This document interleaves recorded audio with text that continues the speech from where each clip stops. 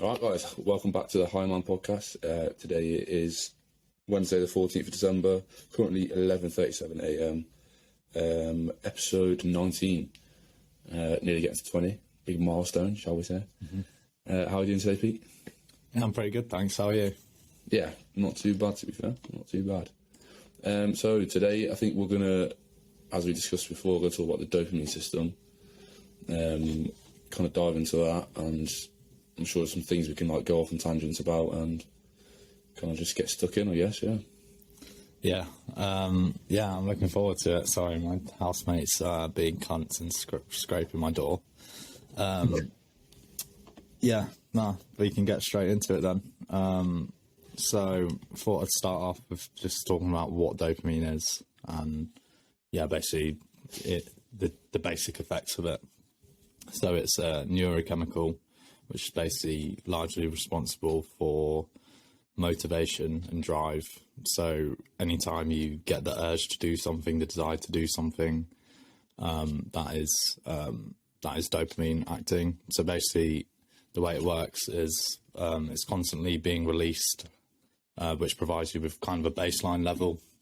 So I think I heard here it's released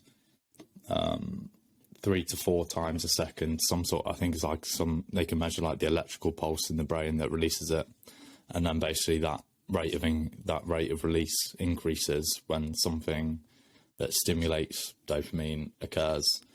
So I'll start by talking about what actually triggers dopamine. So there's 2 different pathways in the brain for it. The mesolimbic reward pathway, or just a reward pathway, and then that's the main one which gets talked about. But there's also the mesocortical pathway, which is also referred to as the control circuit. And these have basically slightly different roles.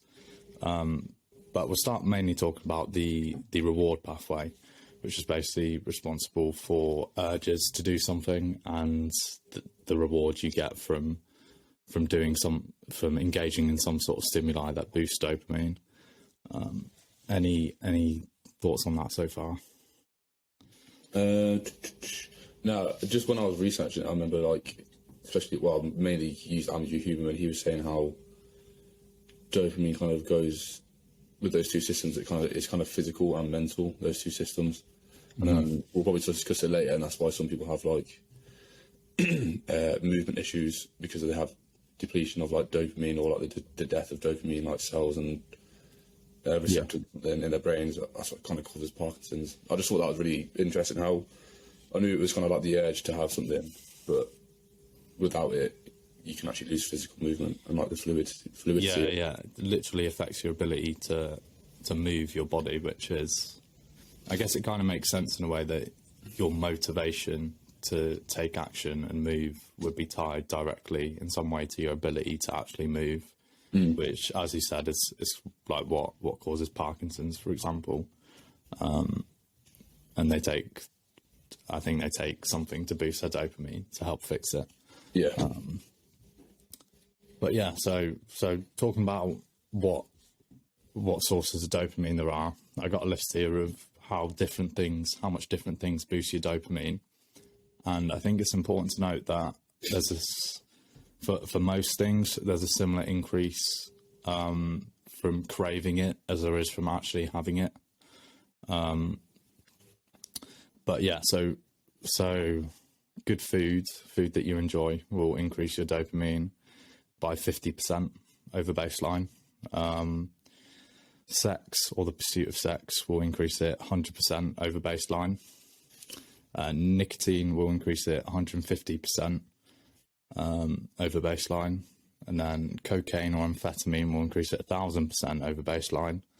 And then video games have been shown to increase dopamine somewhere between nicotine and cocaine. And then social media, I didn't actually find the exact number for this. This was from Andrew Huberman's podcast about dopamine. But social media, it starts off with giving you a big increase, but over time it tails off, which is actually a bit of a theme with most kind of sources of dopamine, which we can discuss more later. But But yeah, any thoughts on those different boosts you get from different things? I know they're kind of like an average for most humans, and like as we'll kind of discuss later, probably the whole dopamine hit is like quite subjective to how you think about it. So I know like for some people, food won't be as big of a fucking like increase from the baseline because they just don't enjoy eating as much or stuff like that. Did you mention caffeine? I didn't actually. Caffeine boosts it by 30 to 40%. Yeah, I heard that caffeine boosts it, maybe not necessarily that much from the baseline, but there's been like a few studies, I think, that like when you ingest caffeine, it makes you able to experience more of dopamine's effects because it increases the number or density of the G protein coupled receptors. So maybe caffeine doesn't necessarily increase your dopamine from baseline, but it helps you experience other increases. It helps your experience of dopamine from other things be increased further, I think. Yeah, I've heard that as well. I think that's right. Yeah, so it kind of just increases your sensitivity rather than directly increasing your baseline levels. Yeah, that's the word for it. But yeah, so I think an important place to start when talking about kind of the principles of how dopamine works is the fact that for every boost you get in dopamine, you get an equal or depending on the circumstances, bigger drop in dopamine below baseline, or there's some sort of other chemical process which mirrors the effects of dopamine in terms of giving you the opposite effects. So basically, there's this constant pleasure-pain balance with dopamine, and I think if you're mindful about it when you're pursuing some sort of dopamine, let's say you're eating some chocolate or something, the pleasure from wanting to eat the chocolate and then eating the chocolate is tied together with pain in the form of craving for more chocolate. So it's, in some sense, it's a bit of a zero-sum game with dopamine. Like if you pursue big dopamine hits, then there will be an equal and opposite feeling in the other way, reflecting pain on the other side of that pleasure. Yeah. Anything it's you like want to say about interesting. Like how it seems from like the research that dopamine is like possibly like maybe not the main, it could be argued to be the main driving force for why we like survive. Like it's like the neuromodulator transmitter thingy that compels us to go out and forage things and go out and seek, like for example, a mate or seek shelter or seek protection. And it's just a dangerous game when you play with it because now, especially nowadays in the modern world, there's so many like meaningless, like I don't know how you'd word it. So many like meaningless like vices that we all like take part in don't serve us well at all, but it serves us on the same system that helped us get to the point we are now. Yeah, that's a big thing I wanted to talk about in this episode. How kind of modern technologies and the things we have access to in the modern world massively it creates this massive problem with dopamine, of being able to access a massive amount of dopamine with very little effort.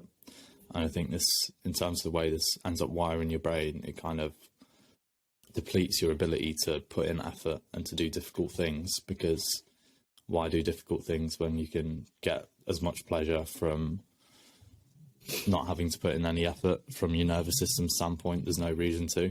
But obviously, if you play that over time, you're not going to have a good life if you allow yourself to get so much dopamine from these vices that you mention. So we can talk exactly why some of these modern things are so gives you so much dopamine, and a key one nowadays is social media. And the reason for this is dopamine is massively stimulated by novelty. And there's different ways of putting this, but basically seeing something new, or there's another way of putting it is context switching, when you switch between different contexts, switching your attention between different things too much, like that, it massively stimulates dopamine. But in terms of context switching, this is something Carl Newport talks about in Deep Work, about how we spend so much time context switching that it basically impedes our ability to pay attention to anything for a long period of time, because we're training our brain to not do that, to literally do the opposite, and it's getting rewarded massively for it. And another thing about social media is like not every post you see is good, so it kind of creates this another thing of random reward schedules, where basically the way dopamine works, this is why gambling is so addictive, is that when there's a predictable reward, we get far less dopamine. There's something called reward prediction error massively stimulates dopamine. So if you hit a buzzer, like they've done studies with rats or whatever, where if they had to hit some sort of button for food or pull a lever for food, if it was the same amount of frequency, so let's say they had to hit it 5 times every time to get food, like they would just do that and get the food, and there'd be far less of a dopaminergic effect. Whereas when they made it random, even if on average it was the same amount, like 1 every 5, if they made it random, so sometimes you get it on your first go, sometimes it would take you 5, sometimes it would take you 10, like that massively stimulates the dopamine system, which is what makes gambling so addictive, because the next lever pull is going to be, it could be the one you want. But yeah, it's that sense of excitement and like the unknown. Yeah, because basically it's kind of like the dopamine system is built to try and be able to predict the rewards from the future. So basically, once you've got used to a stimuli, you get the boost from craving it, and then when you get the predicted reward, it just kind of stays the same, but the boost comes to motivate you to go and get the thing. Whereas you can continuously get this big boost when you're at baseline, and then it's unexpected boost. So the dopamine system is basically built to be stimulated by errors in its prediction, but at the same time it's built to adjust to those errors as quickly as possible to gain better knowledge of the systems, to gain the knowledge of, oh, if I go and do this thing, then I'll get the expected stimulus. So it's constantly trying to adjust for that. But yeah, it just makes gambling, and then it carries into social media as well, because not every post you see you like. The next post could be the interesting one, which makes it very damaging. It's just very addictive. Yeah, I know Cal Newport, he's talked about, one of his books is called like Digital Minimalism. I started reading it ages ago, but I haven't actually like kept up with reading it. But one of the things he talks about, like when people want to like kind of step back from like their digital addictions and kind of reset their dopamine almost, he says like the best way to do it is like a complete like going completely cold turkey. So rather than trying to like manage, like do it X amount of hours per week, he says you need to go completely cold turkey. Obviously he's probably tested and proven it, but it seems like initially I would have thought you could probably try and manage it on a time scale rather than having to cut it out completely. Do you know if there's any reason for that? Any reason you could probably think of that might relate to it? I guess the issue is, like, if you say, yeah, I'm going to do it for this amount of time per day, you are kind of playing with fire, in that if you just completely avoid it, then you don't risk getting trapped into the algorithms, which are designed exactly in this way to stimulate as much dopamine as possible. Right. So you just kind of avoid falling into the trap of it. So I guess that's the advantage of going cold turkey. But there's something Andrew Huberman talks about, actually, about how when you first start scrolling social media, you think, like, you see a lot of interesting things that excite you, things that really stimulate you. But after a while of using, you can find that you're just scrolling through it and you're not even feeling anything. It's just kind of a compulsive behaviour which you get no reward from. So the thing that he suggests is just being aware of that and making sure you're not overusing it to the point where you're not actually gaining any stimulation. So in that way you can kind of auto-regulate it if you're mindful of how you feel when using it, if you feel that you're just scrolling and nothing is really stimulating you, then the answer isn't to keep searching for something that stimulates you. It's to spend some time away from it and wait until you kind of resensitize yourself to it, so you can get the enjoyment from it again. But perhaps it would be better just to completely avoid it, particularly, I mentioned about the context switch and how you're training your brain to constantly not be able to focus on anything for any period of time. But I just think that's really damaging to people. Yeah. Maybe it's just sort of akin to like an actual addiction, like alcohol. Like if you're an alcoholic, you can't just be like, oh, I'll drink on the weekends, because you're just going to drink every day if you're like a full-blown alcoholic. Yeah. Yeah, and the issue is the access as well. There's no barriers to access. Like even in terms of drinking alcohol, you might only drink alcohol when you're with your mates, or if you want to drink alcohol, you at least need to go to the shop or get some, or go to a bar and get some, actually get yourself up and leave the house. Whereas I think one of the things that makes phone addiction so easy is you can just pick it up from your pocket, literally wherever you are. You don't even have to stand up for it. And just by moving your thumb, you can constantly get novelty, which we've evolved because when we were evolving, seeking out novelty and discovering new things would have been very advantageous to us. But it doesn't really serve us now, particularly if we're just scrolling social media, looking at useless information.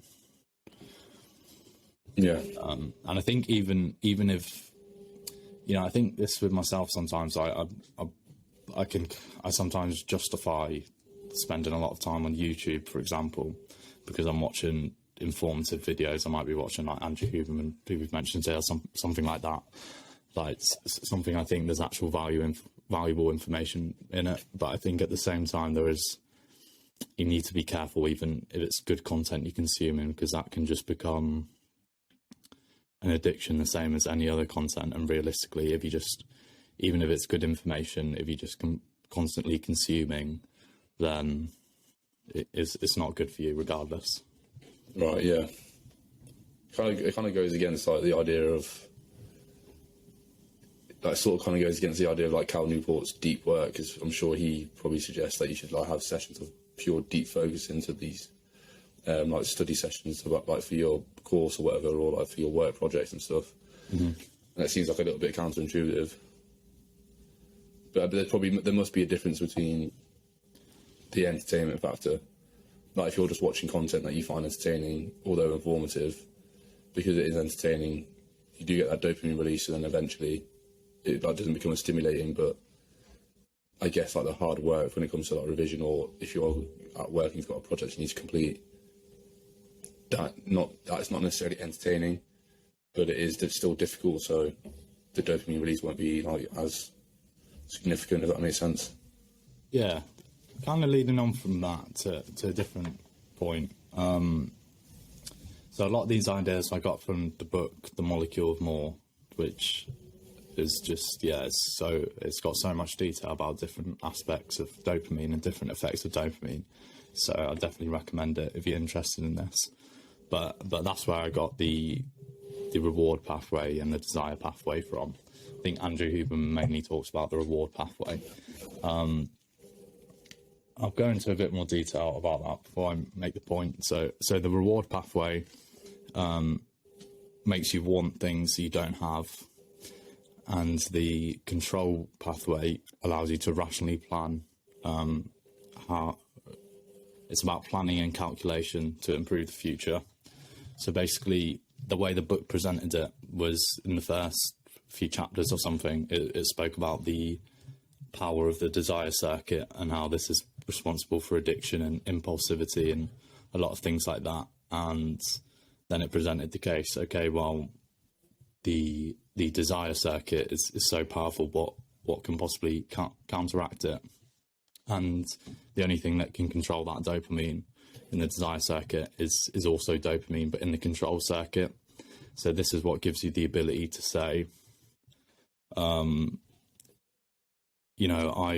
not going to do this instant gratification because I'm planning out for the future, and I think my future will be better. So I don't know if you ever get this, but I quite like like if I write down my goals and my plans for the future, I can tell I get a big fucking hit from that. And I feel like that allows me to move away from instant gratification, because I'm getting this stimulus from the planning and calculation of the future. And I'd noticed that on myself before I found this out, but it made perfect sense that there was a control circuit which was also regulated by dopamine. Any thoughts on that before? I mean, it's one of the things I like a lot of some of my algorithms. Some of my algorithms on like Twitter and stuff is like all these like successful business people and like the tips and tricks they use to kind of get to the point that they're at. And one of the themes you see between all these people is like the idea and like the actual execution of writing down like their goals and appreciations and gratifications. And there seems to be some real like benefit in that. I think it dates back like thousands of years, like I don't know how long it dates back, but I know Marcus Aurelius was like, quite big on journaling and like setting out tasks he needs to complete, and I mean he was immensely successful. So it definitely makes sense that the science backs up what people have been teaching everyone for years. Yeah. So in reading this book, I was thinking, okay, so perhaps the goal should be to try and get as much dopaminergic stimulation from using the control circuit as opposed to the desire circuit. That's kind of what the better situation would be. That would be the same as the ideas we talk about delaying gratification and that sort of thing. But in the book, it went on to talk about how dopamine kind of contributes to people's ability to, or the likelihood that someone will be successful in terms of creative achievements, and also in like scientific discoveries, that type of thing, or in mathematics. Like all the people who really break through in these, they're highly dopaminergic people, and that's actually to do with the desire circuit, the reward circuit, not the control circuit. And thinking about this, so basically what the dopamine system allows us to do is to think abstractly. So the desire circuit makes us think, it makes us think what could be. That kind of goes for both circuits. So the desire circuit makes us think, think like I'd enjoy it if I attained this stimulus, and kind of the control circuit is like, if I attain this future plan, then this would be good. So it kind of allows you to visualize these abstract ideas, which kind of leads into why it makes people more likely to make scientific discoveries or mathematical discoveries, because they're able to think more abstractly when they're in a high dopamine state. And that comes from the desire circuit. So there's obviously some amount of trying to directly attain what we want, which is still useful and allows us to achieve things. So like trying to attain exactly what we want, like on a short-term basis, although at least like the long-term goal, goal. Yeah. I guess it is. Would that like suggest that like those people that kind of make these crazy discoveries, like you're saying, they're very dopaminergic? Would you say that would make them on average like happier because they're always working towards something, or do they kind of get these spikes in the short term from dopamine, and then they obviously get the crash that like is proportionate? So would they be maybe not as happy on average, do you think? Yeah, I'd say they wouldn't be as happy on average, and we see this. There's a couple of reasons for it. One of which you just mentioned, in terms of the big crashes in dopamine and the surges and the highs and lows of dopamine. And it makes, and we see this in a lot of the most creative people and successful people in those sort of fields end up losing their shit at some point. Like we're seeing this at the moment with Kanye. Like obviously he's an extremely creative person, but and maybe there's some validity to some of the shit he says, but you listen to him, and having read this book, and it kind of talks about, because schizophrenia is a high dopamine state, but you can just see the way he thinks. He's just jumping between loads of different ideas so abstractly, but and that's probably why he's able to be so creative. But it's also what makes him so, like, he's kind of insane. He's lost his head a little bit, and that's just because he's in this abstract world and he's kind of lost touch with reality. So we see this. It happened to Nietzsche as well. Nietzsche, I don't know exactly what happened to him, but he went insane after a while. But obviously he was another creative genius, but he lost his head. The same, and it's the same with a lot of people. Like, I think the scientists, like Newton or whatever, like, they had some weird stuff about them. A lot of these people we see in the past, great scientists, great artists, who are extremely creative, they have these problems. So there's certainly a trade-off in terms of having high dopamine. But another thing about high dopamine is it also, so you have dopamine, which is kind of this chemical of wanting and pursuit, and then we have these other set of chemicals called here and now chemicals. So that would be like serotonin, oxytocin, endorphins, and endocannabinoids, which basically they're associated with emotion and sensation in the moment. And these here and now chemicals are largely what allows us, for example, to enjoy social connection with people. So when you're asking, are high dopaminergic people happier? Well, a lot of times probably not, because having high dopamine suppresses these here and now chemicals, which can make it harder to form good relationships, for example, and to basically enjoy the present moment, because dopamine's always, you get pleasure from the pursuit in itself, and that's not nothing. But when you're constantly driven by dopamine, it's hard to switch off. You're constantly wanting the next thing. You can never be satisfied. So in a way, that wouldn't be a particularly happy life. Yeah, it's kind of sad that probably so many of the people that discover or like invent these unbelievable like things for the world and help us like advance further into the future, they're almost sacrificing like their own happiness and stuff. Like, you probably see that with Elon Musk, actually, because he's a bit fucked. Yeah, definitely, 100%. He's obviously a very dopaminergic person. Like, he's got all these ideas of things that can be done in terms of different engineering projects. But yeah, he's definitely another example of it. And he's said stuff in interviews, like someone asked him about dying, and then he said something like, "Wouldn't that be a relief?" Yeah, like that. So he's just such a stressed guy, but he just loves it. But I feel like people like that, they don't really have a choice. Or, is that something I'm not sure to what degree they have a choice about it.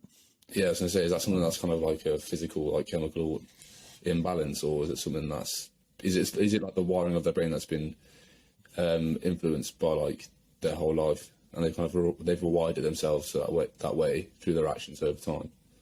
I think there's obviously some nature and nurture, as always is with these things, but it's massively, like, perhaps you could say it's massively predetermined. Like, some people have higher baseline levels of dopamine, and other people have lower baseline levels of dopamine, and there are different problems associated with each of them. But yeah, I forget the point. But yeah, so it's interesting that, so this desire circuit can be the fall of someone, or can also be what leads them to be great, what allows them to have their greatest achievement. And then the control circuit, I feel like, it's always good to develop the ability of the control circuit. But yeah, what do you think about the idea of the desire circuit being what can make someone the greatest they can be, or also lead to their fall?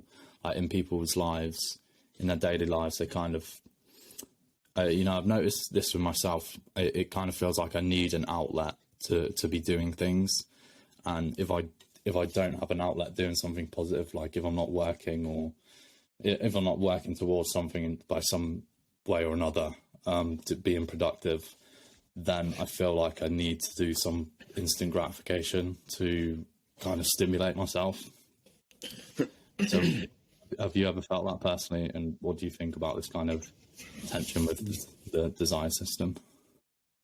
Yeah, I completely agree with you. I've definitely felt that. Like, if I've had like a productive day of like actually getting work done that helps like towards my assignment or whatever, and then I'll go training as well, and these things that kind of really do add value to my life in a productive way, I'm less likely to be craving the shitty things that I like that I want. And then I can tell that, like, vice versa, if I have like a bit of a shitty day, I'll probably want to smoke more ciggies or like eat more food or whatever. But like, it's so you said there's like the desire system and then the control system, and how the desire system kind of leads us to possibly greatness and other things. And the control system is all about controlling your desires for the future self, almost. I guess it would, the one that you'd want to utilize most would just depend on what you want in life, I think. Like, kind of goes back to the episode, I don't know if it was the last episode or the episode before, how we talked about, do you want to have money as like your predictor of happiness, or other things in life like great achievements and stuff like that? And we talked about like the tension between being like a monk almost and being content in the moment, and then the opposite of that is being impatient, or in a good sense, that you work hard towards a goal. I guess the system you want to utilise would just depend on what thing you want to attain. Does that make sense? Like, I don't think a person should definitely always focus on the drive, just so they can achieve more. But then in saying that, if they did focus on the drive, they might not necessarily get to a point of achievement, because you need that control. It's hard for me to try and wrap my head around, because the person that has that drive to always work hard, would they eventually burn out because their dopamine levels just become fucked?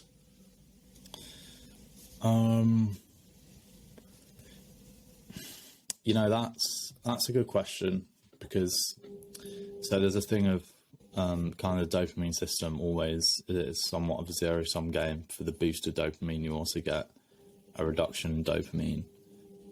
But I do feel like you can live your life in a state of higher dopamine where you are in pursuit most of the time. Particularly, we can talk about this more, but when you get your dopamine directly from effort, I think that's a very positive thing. But there's, so the control circuit is not, so it is responsible for willpower. So people with ADHD, ADHD is a state associated with lower dopamine.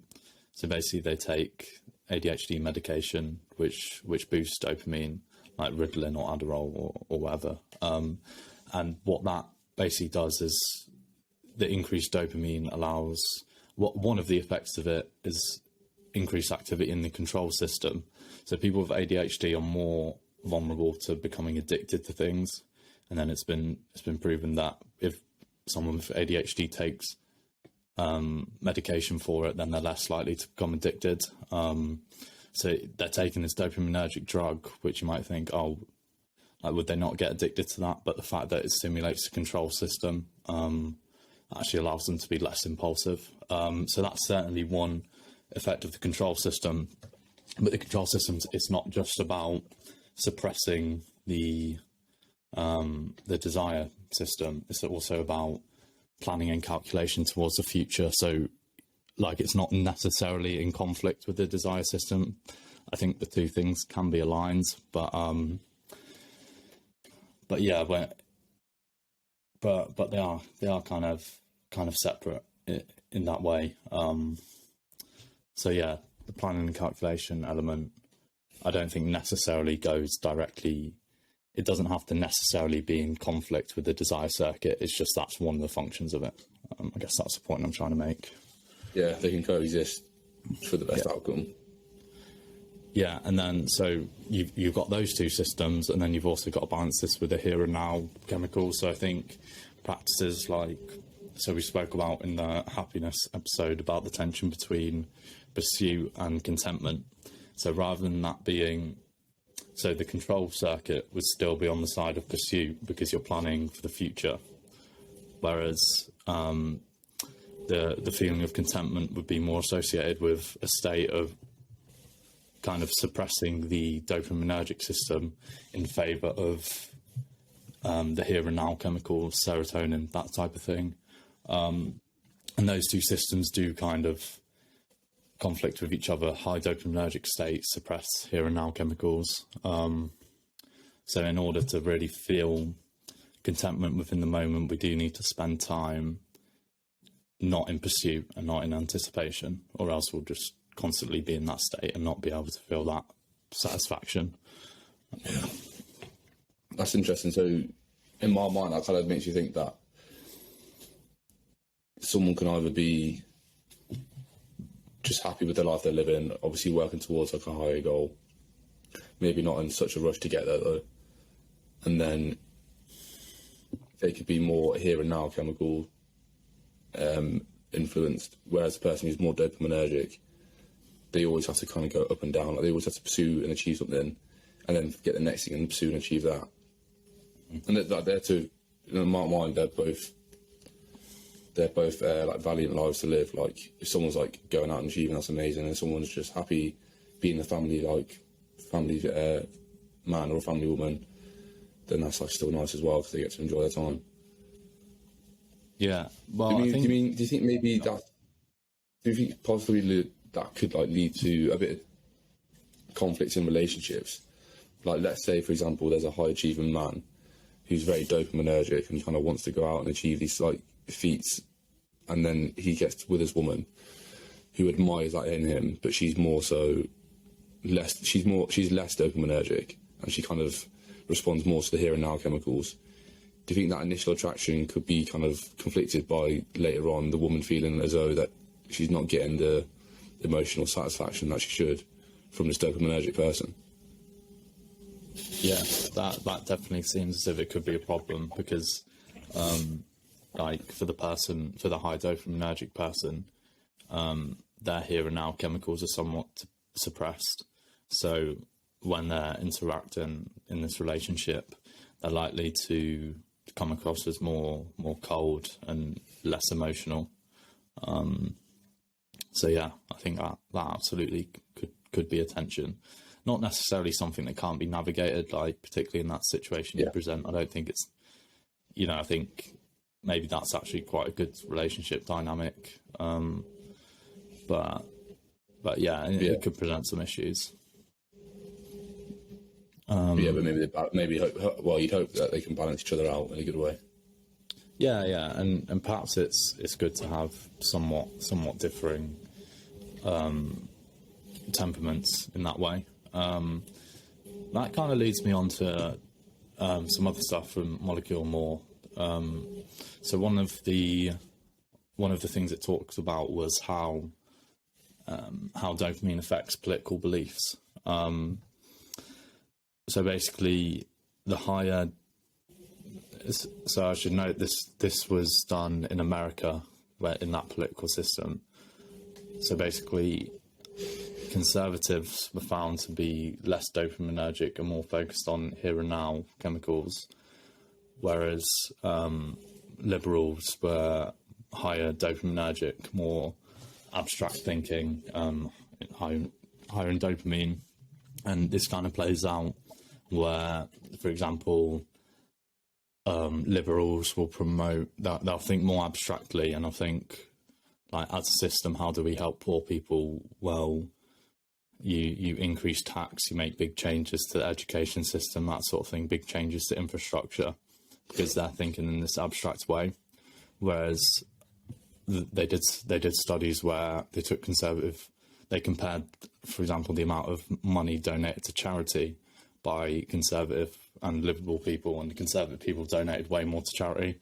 So the way conservative people think is more interpersonal, associated with the here and now chemicals, like a sense of community, helping people in their local community, donating to charities, helping people directly. Whereas the liberals have this more abstract way of thinking, where they think big changes need to happen, which is probably also why universities are so left-leaning, because they're focused on these. Because obviously, if you're an academic, you're probably quite a dopaminergic person. You're an abstract thinker, and that kind of goes hand in hand with being a liberal. Any thoughts on that? That's just really interesting. It'd be hard to kind of make a conclusion on what ideology would work best, because like, I don't know, like, we just don't know which one would work best. I guess that's why we kind of go between conservative and fucking liberalism in like the governments. But yeah, that whole thing about the charity donations it's sort of surprising, but it's not surprising at the same time. Yeah, the idea that conservatives don't care about the people below them is like, I don't think it's like a very well thought out idea. I think that it's kind of clear to me anyway that the conservatives just hate any time they need to use the government, because the government just are inefficient and they don't actually get the final product to the person that needs it. Whereas you could argue a charity is more so inclined to actually stop wasting as much of the money and be more efficient with it and get it to their final product. So that bit sort of is a bit surprising, but well, no, it wasn't surprising that conservatives obviously donate, but it was a bit surprising that liberals didn't donate. It was quite a big difference. You might not remember the number. I can't remember the exact numbers. I just remember that from reading it however many months ago that I read it. But yeah, I think it was a significant enough difference. But another number from it, it kind of talked about whether, like, which philosophy of it was right. Then it looked at the numbers of the amount of money actually, I can't remember what the exact statistic was, but it's basically the amount of total money gathered to help out with a specific problem. I can't remember what the problem was, but the money from like government programs was way more than the money from charities. Okay. So in that sense, you could look at it and think, okay, well, the liberal strategy of raising money in a more wide scale way turns out more money, but I think both are important.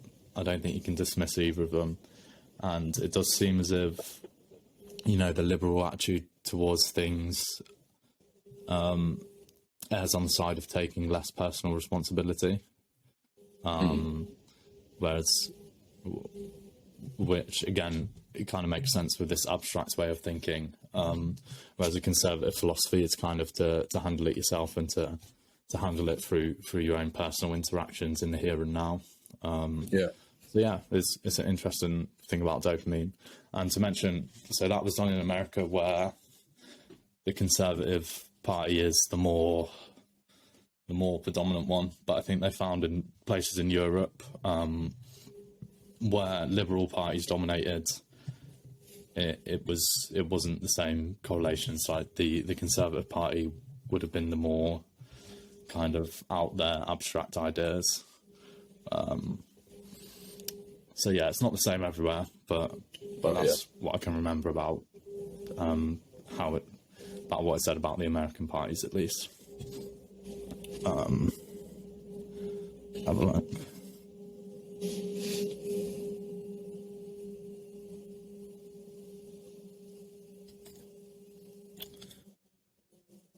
I'm just checking my notes here.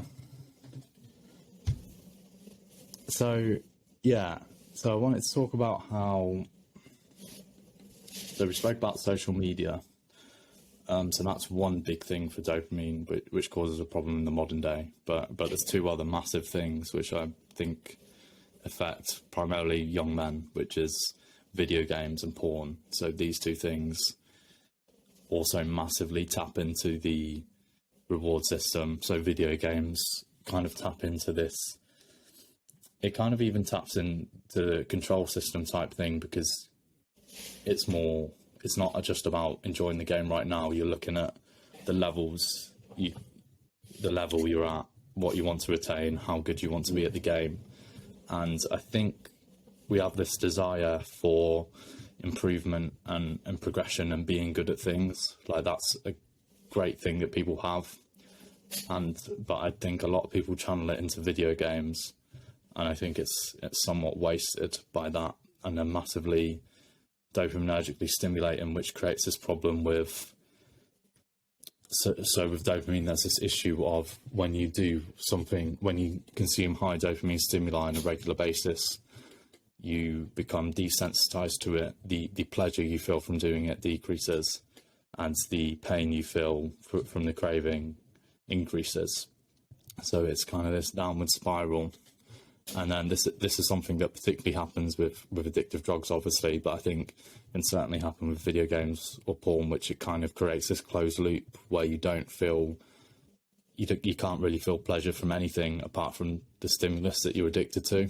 And obviously that's true for drugs. Like, people talk about they're doing drugs to just avoid the pain rather than actually to feel any pleasure from it.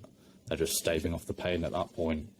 And I think the same thing happens to people with video games, for example, where they're not even particularly enjoying them, but they're just the only thing that really stimulates them. And that's because they play them so much and they've built up this they've lost their sensitivity to other dopamine sources. I think this can make people extremely unmotivated to really do anything in their own life. Like, nothing in their real life will actually satisfy them. So how big a problem do you think video games can be for people in terms of affecting motivation in their own lives? I think it is a massive problem for kids, and I think it continues to be a massive problem for many children that kind of grow up into adults. But I think the number of people that carry on playing video games decreases. Like, I'm sure you remember, like, our group of friends back at home playing video games on a daily, almost daily basis, or like definitely a weekly basis. And everyone had these group of friends that they grew up with from like 10 to fucking 18 maybe, where they played weekly and like all night. But I feel like a lot of people do grow out of that because they just simply become busier with other things like school and like potentially like relationships and work and like other things. So I know it is a massive problem, but I do, in my mind, I don't know the statistics of like the proportions of people that grow out of it. I do think like a lot of people do grow out of it, thankfully. Yeah. Obviously, there are some people that stay stuck in it into like their 20s and like 30s. I would say 40s, but we haven't really had video games like that addicted that long. So if there's anybody that old that is that addicted to like a PS4 or Xbox. Yeah. Yeah, that definitely makes sense. I mean, just from what you were saying, like back in the day we would play video games loads, and we don't so much nowadays. I mean, we got a PlayStation at the house, and sometimes just play like when we're all together. But it's not like it used to be playing fucking in your room. Game. You get home from school, play from 4 till 10 p.m. and then go to sleep, repeat it the next day. That type of thing. The good old days, yeah. Just destroying the dopamine system like that. And I've also heard it in terms of like people talk about flow states, and I think there's some evidence that like in video games, the risk with video games is that you can get into like video games are kind of designed for you to get into that flow state really easily, but that can make it more difficult to get into this flow state in your real life whilst trying to do other things, whether that be work or things which are inherently less stimulating because they're real and they're not designed bit by bit to be as stimulating as possible. Yeah, like video games are. So I think that's another risk which kind of links back to how these high dopamine stimulus like video games and social media can affect your ability to pay attention to things and to. I do think it's a real, I do get concerned with how big an effect I think it has on people's attention, maybe more than anything, and their ability, because I think attention and motivation are very closely related, because why pay attention to something if you're not motivated to? Like, and there's this idea with dopamine again from Michael of Moore where a high dopamine state is one of where you feel salience, I think is the term for it, where basically everything seems interesting. So this is a state, if you haven't gone on social media for a while, we spoke about how you'd find everything interesting. So you get on social media and you're like, oh, this is so cool, this is really important, this is really good. Like, maybe you haven't gone on YouTube in a while and you open up your homepage and like all the suggested videos, like, oh fuck me, these are all so good, I can't wait to watch these. But yeah, that's salience, and people, and it's related to latent inhibition, which is kind of the opposite, where if you have high latent inhibition, then it's kind of this high filter on things to make you feel interested or to make you think they're important. So if you have high latent inhibition, you look at something and you're like, oh, you just throw it away. Whereas a high dopaminergic state kind of removes that filter and allows you to feel interested in everything. So this is related to schizophrenia, and that, you know, one of the things about schizophrenia is people get extremely paranoid, and because basically they look at everything and they think everything has significance. So they'll look at, you know, they'll see something on the news and they think that's significant, and then they see someone look at them funny, they think that's significant, and they can put these big, like, conspiracy theories together. And I feel like when I'm listening to Kanye West, like, I'm hearing him do that. Like, he's just pulling together all these random ideas and he's created this massive abstract theory because he's just taking every little thing and making these connections. Every detail matters, yeah. Yeah, which is great for creativity, because having that latent inhibition, like, to be in a creative state, you need to have low latent inhibition, where you're allowing ideas to flow and connect in different ways. You're not, if you just fucking throw ideas away once it comes up, then, you know, you're never going to be creative with anything. So it requires this free thinking state. But I've kind of gone off on a tangent now. I can't remember what the original point was. Something about what was it, like salient? It was like latent inhibition and yeah. So I was linking this back to video games. So when you desensitize yourself to real world stimulus, you look at things and you're just not that interested and you don't think they're important. So it decreases your motivation to do things in real life, and it decreases your ability to pay attention to things, other things in real life. So that's kind of what I worry about video games. And I mean, any high dopamine source has the same effect. So it's the same as social media. Yeah. When you like talked about flow state earlier, you talked about how like there's a chance that like a high chance that video games can help users get into like a flow state, and they kind of get trapped in it in this like it's kind of an amazing way where they're just so focused on it and nothing else matters. And obviously, if that was a skill that could be transferred to other things in life, then it would be worth playing video games. But like you said, because of like the dopamine like spikes and crashes, it like desensitized to other things in life. When it comes to flow state and people trying to practice flow state and kind of improve it through meditation, do you have to practice flow state in the actual activity for it to get better in that activity, do you think?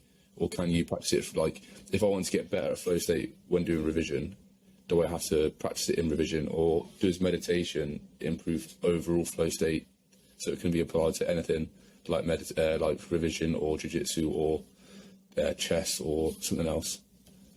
Yeah, well, I've heard Andrew Huberman talk about flow state, and I think he somewhat avoids the term because it's not well defined, and he thinks what people call flow state could actually be like 4 or 5 different things, which are different processes. So I'd say the flow state you get in meditation wouldn't really be the same state you get in like doing jiu-jitsu. Like, maybe there's some relationship there, but I think the states are somewhat different. Yeah, I guess you asked, do I think building up the ability to have flow state in one thing can help with another thing? Yeah, I think it probably would. I guess it's weird that video games don't, but Yeah. Maybe would it depend on the context? Like if, like how you were talking about how flow state jiu-jitsu it must be somewhat different to flow state meditation. Maybe it depends on like the type of activity, because like the type of activity will be different in terms of the mental like strain you have, if it's like a hard thinking activity, or like the physical strain you have. So maybe they kind of, so if you do something that's physically straining and you get into flow state in that, maybe that flow state could be transferred to something else that's also physical. Yeah. I mean, I'll say this, I'm not really sure, this is kind of speculation on my part, but I think the reason video games probably make it more difficult for you to get into a flow state is because it makes it so easy so you get adapted to the flow state in this easy context where it's designed to get you into a flow state, more or less. So it makes it more difficult for you to overcome like the limbic friction, which is basically like your brain's natural instincts to make you avoid doing something difficult. So the limbic friction in this context, like you need to overcome that to a certain degree in order to access the flow state. You need to go through some sort of effort and difficulty. Whereas I think video games make it so easy to jump in that it makes it more difficult for you to put that effort in real life. So I think it could be physical difficulty, it could be mental difficulty, it could be anything. But I think it's good to do things. I think building the ability to get into a flow state in difficult things, regardless of the reason why it's difficult, just the fact that you're having to put in mental effort to overcome the limbic friction, I think that's the barrier which makes video games kind of makes you less able to. Yeah, so video games, because they have such a low threshold for the flow state, when other things that have a higher threshold for the flow state, when you do those other things, because you don't attain that flow state as quickly, you kind of give up before you even get there. Yeah, that's my intuition on it. Yeah, it seems to make sense to me.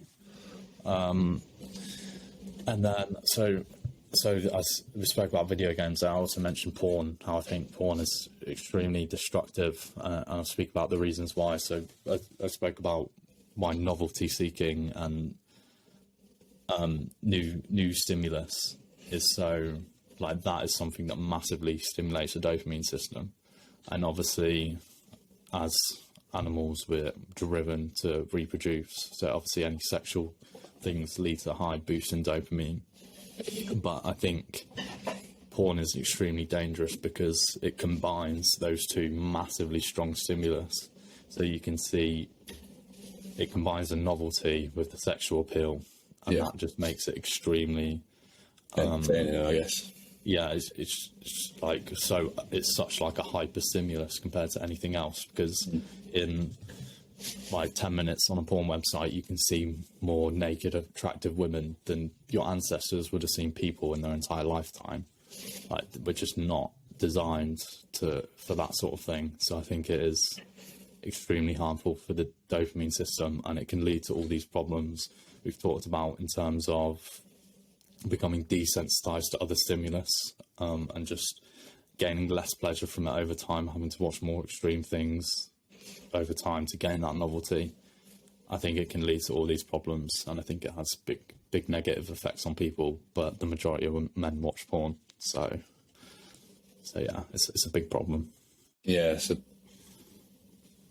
I mean, I know some people would say it's okay to watch it every now and then, and I don't know, it probably just isn't. It's probably almost akin to doing, like, maybe not as bad, but like akin to doing heroin, like we like to do every now and then. Yeah. I'd say it's it's okay to do cocaine every now and then. It's not going to have a negative effect on you. Doesn't mean it's not bad for you. Like, it doesn't really excuse it from being bad for you, is it? Will it do that much damage if you do it occasionally? Probably not, but probably not. But I mean, it's we're trying to be men of higher values. Yeah, exactly. So we need to think about these things. Yeah. I mean, is there something? It seems like the whole porn epidemic will just kind of be with us for a good few years, maybe for the rest of our time, do you think there will be any way to maybe not shut it down, but like minimise its impact on especially young lads? Yeah, because young lads nowadays can get access to porn. They get a smartphone at, I don't know what the average age is nowadays, maybe like 8 years old or something. Jeez. I don't know if it's that young, but people have access to the internet. Are probably like 8 years old, 8 to 10 years old, and for young people, having that, programming that stimulus into you when your brain is so plastic, and when you're just starting going through puberty as well, like it is a massive problem. I don't know exactly what can be done to fix it. You know, speaking about it now, it seems like there should be some sort of strict regulations on it, which stop at least young people from watching it, or maybe even all people. But to be honest, I don't really see it happening anytime soon. It just doesn't seem. The question of like, maybe the law should be under 18s can't watch it, maybe under 16s if it's legal to have sex at 16.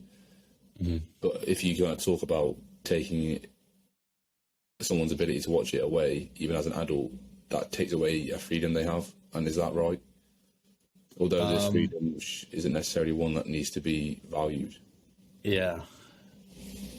It's like, should people have the freedom to do cocaine? I mean, maybe they should. Carl Hart would argue, yeah. Yeah, maybe they should.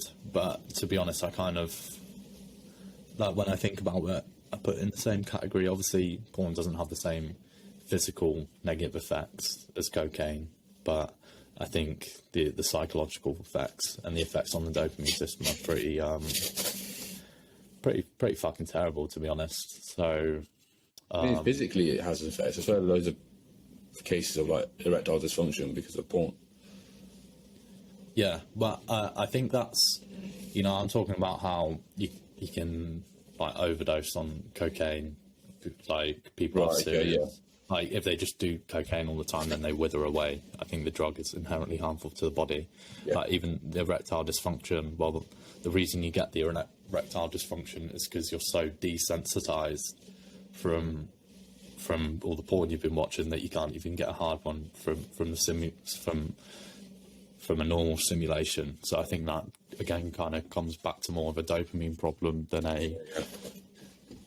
Which, I mean, I guess it is physical in a sense, but not quite the same as doing a hard drug. But I think, I think it's really dangerous. And even if the dopaminergic effects aren't quite as impactful as cocaine, let's say, the fact that it's so easily accessible almost makes it like harder to quit, for example, because it's always right there. So yeah, it's a massive problem. Yeah, definitely. Do you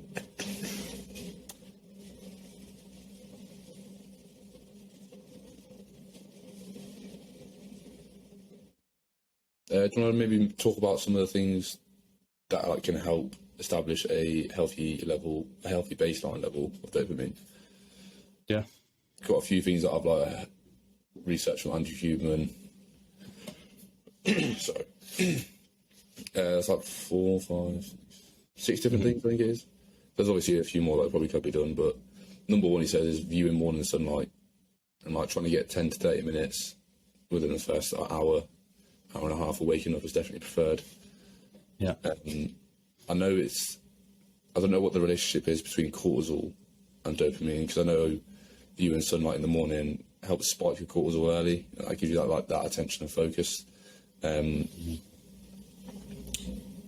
a healthy way rather than it being spiked in the evening, which is kind of unhealthy and linked to depression. Yeah. But I don't know. Do you have any understanding of the relationship between dopamine and cortisol?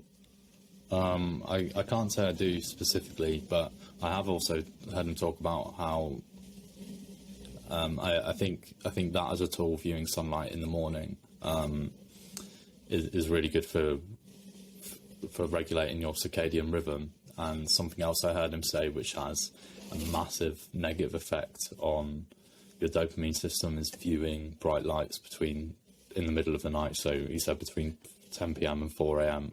Yeah. Like that would just massively shut down your reward system. He said that on this one. Like he says that it's essential because when you view sunlight, when you view bright lights in those hours between 10 and 4 a.m., it activates a brain region called the habenula,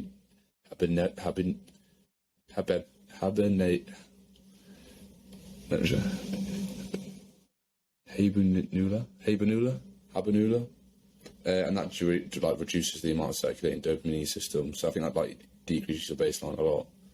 I mean, that's one of the reasons that video games, like another reason video games are so bad, because so many kids like stay up till 2 or 3, smashing out games of COD or FIFA, and it's just like so bad for them. Just nuked, that's just another added reason why it kind of nukes your dopamine system.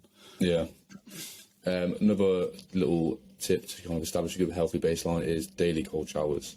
I think especially in the morning, because when you have the cold showers, I think they increase your dopamine baseline. They increase your dopamine from the baseline by 2.5, so like 250%. I think it was. Yeah, something like that. It's a massive increase. Yeah, and then it's going to be one of the longest lasting dopamine like increases compared to like drugs, like especially like cocaine, where that increases it a lot, but it dips down quite rapidly. So definitely cold showers. Yeah, there's something like I really enjoy from like cold exposure. Me and my cousin go to this place called Sail Water Park like twice a week, maybe 3 times, and we get in the cold water for 3 minutes. The fact that you do that obviously increases your dopamine, but there's something to be said about like the discipline that it takes to do it. Like when I have a cold shower, I'm standing there looking at the water like, for fuck's sake, I can't be able to do this. But then like when you make yourself do it, you get this sense of achievement, which like just gives you like another like hit of happiness almost. That probably is just chemically dopamine, but I was going to say, I think that is dopamine. It's related to, well, it's basically what you're doing there is overcoming limbic friction, kind of using the dopamine system to exercise that willpower. So I guess that'll be linked into using the control system.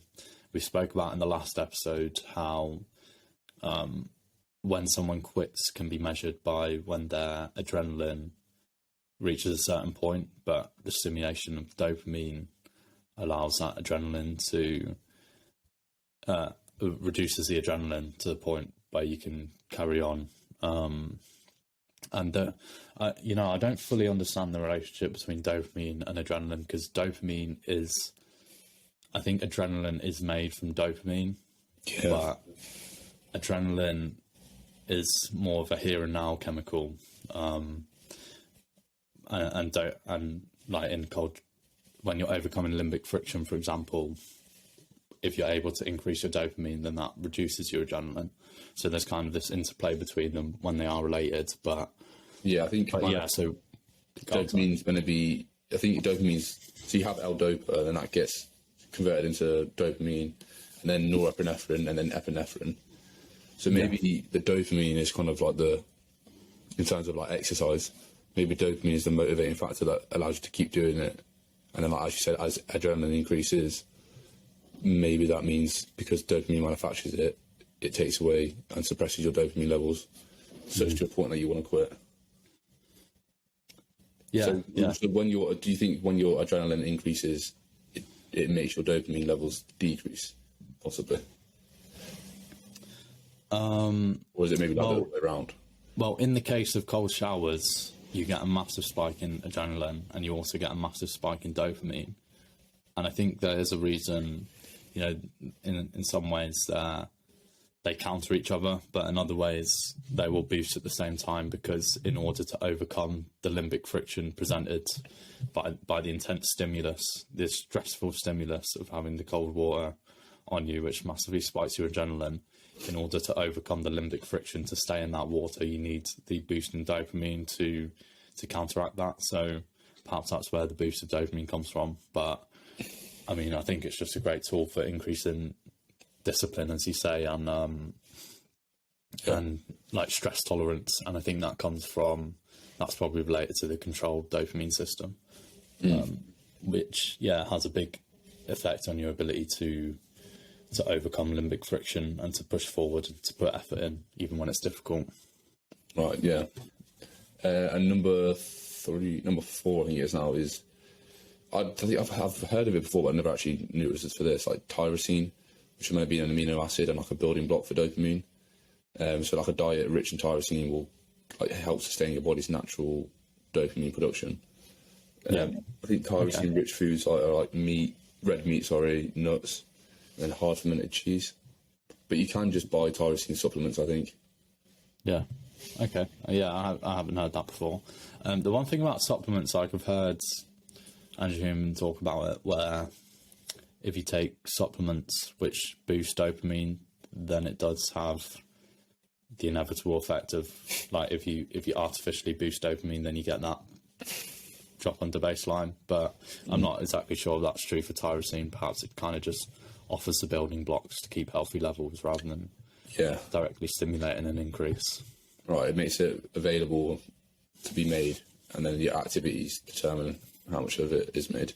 Yeah, I'm not really sure. I haven't heard of that myself, but yeah. And then, as we said, ingesting like caffeine. So it's going to be a mild increase in dopamine, but like we said, it increases the availability of dopamine receptors. But one thing Huberman always talks about is try not to do it after 2 p.m. because it might disrupt your sleep, and always wait 1 to 1.5 hours after waking, because otherwise the caffeine, basically it blocks the adenosine receptors and it stops your adenosine kind of getting processed in those first like hour to hour and a half. I think he described adenosine as like a sleepy drug almost. I don't know what it actually is, but if there's no ability for it to get processed, it will build up, and then later on in the day, maybe like 2 or 3, that's when it'll get processed and you get that mid-afternoon crash. So you feel like sleepy and shit. Yeah. But yeah, and then they're the main things I've got. I don't know if you know off the top of your head. Well, I wrote a similar. I wrote a list of things which I think are important for using for having healthy dopamine levels, but it's more behavioural and mental. Right. So something I think I've mentioned already, but associating effort, being able to get your dopamine from effort is really, really good for you if you're able to associate. So when you get some sort of reward from effort, mentally trying to associate not just, oh, it's great that I got the reward, but thinking, oh, it was really hard and that's why I got the reward. Like linking those things together in your minds, like, is very positively reinforcing for the effort. And I spoke about this in the last episode, but I'll repeat it again, about how this is kind of what David Goggins does. Yeah. Like he gets his dopamine from effort. And we spoke about how that gives you the ability to push through limbic friction and to not quit when you're able to breathe this high dopamine level. And I think that comes from the control circuit when you actively, it's kind of top-down control, and it makes sense in terms of the structure of the brain, because I'm not sure exactly how it's linked, but so the control circuit is called the mesocortical pathway, and so it's linked to the prefrontal cortex, which is, I think, it's the most modern part of our brain, and it's kind of what allows us to make planning. It's responsible for planning and decision making. So using this circuit, we're able to exercise top-down control mentally over the mesolimbic circuit, which is the reward pathway, the mesolimbic pathway, which is connected to the limbic system, which is this more primal part of the brain, which just wants reward and wants to minimize effort. Basically, that's all it cares about. But when you're able to mentally use a control system to think, okay, you're lying in bed and you don't want to get up in the morning, you think to yourself, yeah, I have. If you think about the goals you want to achieve for the day and how it will benefit you, and you encourage yourself, like, yeah, if I put this effort in now, then it will benefit me in the future. Simply thinking that can give you the boost of dopamine to get out of bed and get on with your day. So being able to mentally stimulate your dopamine through thinking about the reward that you'll get from overcoming limbic friction, I think that's a powerful thing for people to cultivate. When you talk about the reward you get from it, are you saying that in terms of like that reward needs to be like an external stimulus almost, or can it kind of be like the internal appreciation of the hard work? I think the internal appreciation is more important. I guess it can be like if you're, I don't know, in a hard jiu-jitsu match and you push yourself through and you get the submission, like the submission is a reward. Or if you're, I don't know, running like a 5K or something, completing the 5K is a reward you get. But I think it is more important to associate effort, to be able to gain pleasure and dopamine from the effort itself. You as directly as possible. You mentally make a link between the effort and the reward, so that you get pleasure from the effort itself. And the more difficult it is, I think it's just such a powerful thing to cultivate this thought, this mental state of the more difficult it is, the more I enjoy it and the more I want to push myself. That just allows you to like push yourself so much harder than you would otherwise. So I think directly gaining the effort, the reward from the effort, and there can be some sort of external rewards. You might reward yourself with like a cake or something after a hard workout. You might say, yeah, that was a good workout, I'll have, but you probably shouldn't do that every time. Like, this is another important thing on my notes about how you shouldn't reward yourself every time for doing something, putting some effort in. You should you shouldn't celebrate every time. So Andrew Huberman talked about this he submitted this big like paper to this big journal or whatever, and he's very happy about it. And his like supervisor, he asked how they're going to celebrate, and she was just like to him, yeah, I think we'll miss this one, like, as in not to go out and celebrate, because that keeps if you go out and celebrate, then it kind of undermines it firstly undermines the enjoyment you get from the effort itself and from the work itself. And it also undermines your kind of motivation to do it in the future, because probably for that same reason. Well, it links back to the casino, like Huberman refers to it as like you need a random intermittent reward. Yeah. And that's why casinos are so addictive, and that's why you can kind of use it to almost cheat the hard work. Like if you have the hard work and the achievement over 10 times, but you only reward yourself 3 times, you can make that hard work almost seem easier, because it's kind of becomes more addictive. But yeah, like you're saying, just make sure you what's the word? You associate the effort with reward rather than the effort you associate the effort as reward rather than the effort leading to a reward. Yeah, it's, as much as you can associate them as possible. I think that's really useful. So another point I had about kind of mental tools for utilizing dopamine is that you can get a massively different amount of dopamine from the exact same activity depending on your beliefs about it. So if you believe the thing that you're doing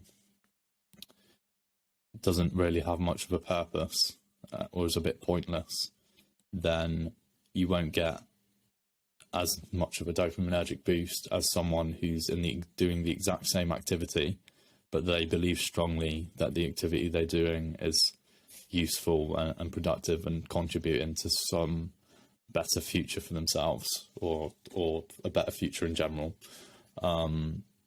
So this is another mental tool to make yourself do difficult things, in associating the difficulty with the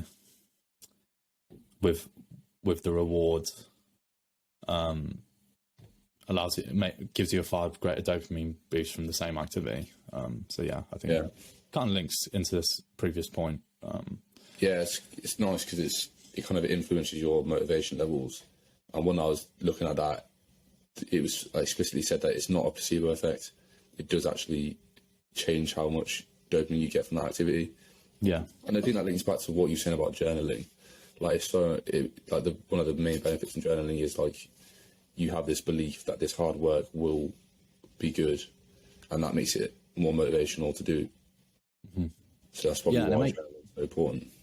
Yeah, it makes perfect sense why it would work like that, because you think, okay, what's the dopamine system designed for? It's designed to make us pursue a reward.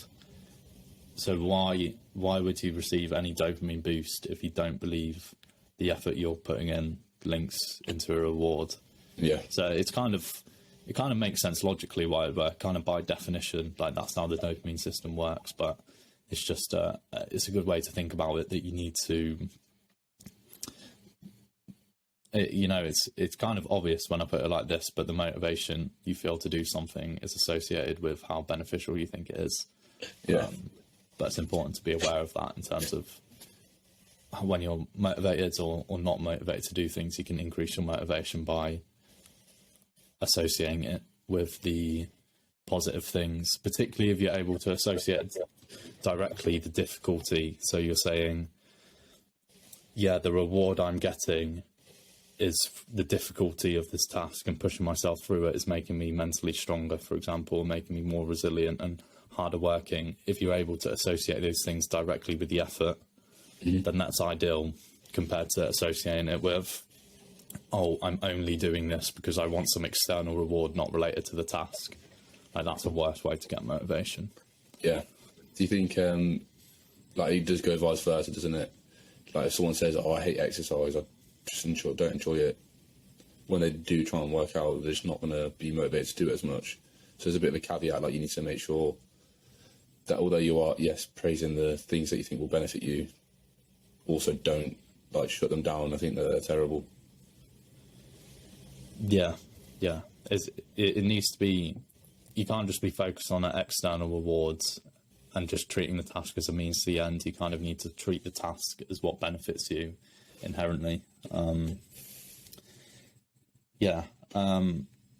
So linking on from that point, I wanted to, this is something that I got from the Molecule of More, but it makes a lot of sense, is that, so given the fact that your belief about a task affects how motivated you'll feel to do it, it kind of points towards the importance of self-belief, because if you don't believe that you're able to achieve the goal that you're setting out to do, then you won't get the motivation. You won't be able to get the motivation to do it if you don't believe that you can achieve it.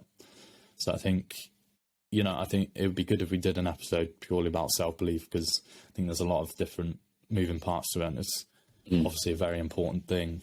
But you need to believe that you're able to achieve something in order to get the dopamine from taking steps towards it. Right, yeah. Yeah, it's like that mind over matter saying. Yeah. One thing haven't been able to, didn't research, in depth is, another way to manage dopamine. It's a thing called spotlighting, if you've heard of that. No. And it kind of, apparently dopamine interacts a lot with the visual system. Maybe that's why viewing sunlight in the morning helps give it a good, not boost too much, but it helps it out. And I think Human did a podcast with a woman called Dr. Emily Balcetis.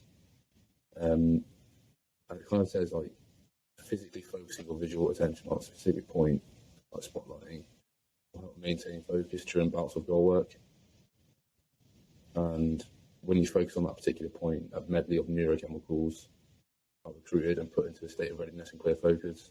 And those neurochemicals are dopamine, epinephrine, and other ones. Mm-hmm.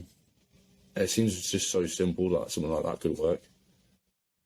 Focusing on this thing will bring about a medley of chemicals such as dopamine, epinephrine, and specifically looking at it almost. Wait, so is that about looking at a singular point? I think it is, yeah. Yeah, physically focusing your visual attention. Yeah, because I've heard him recommend, like, if you just pick a specific point and just stare at it, like directly focusing on it for like a minute or something, that boosts your focus. But yeah, it's another interesting tool that people can use to help increase their focus. I think another important thing to talk about is, so we've mentioned these different tools that can make you feel more motivated, but in knowing these tools, I think there is the possibility of falling into the trap of thinking of relying on feeling motivated to do things. So if you rely on these tools, you might really want to hype yourself up before doing some work or something like that. Yeah. But there is an importance to being able to overcome, when you're in a low dopamine state, being able to make yourself do the work anyway. And that kind of comes from dopamine, to make yourself do the work. We spoke about being able to like think about the future benefits of what you're doing and think about why it's valuable, that allowing you to overcome the effort. But I think it's important you don't entirely rely on that, and you don't entirely rely on being motivated to do things, because realistically, if something's difficult, you can motivate yourself to do it all you want, but that might just end up being mental masturbation if you're not willing to really do difficult tasks which are required, which you might not feel motivated to do, but you need to do anyway. So yeah, what do you think? How do you think people can balance kind of using these mental tools, but also not becoming reliant on them, and being able to do the hard work even when they don't feel like it?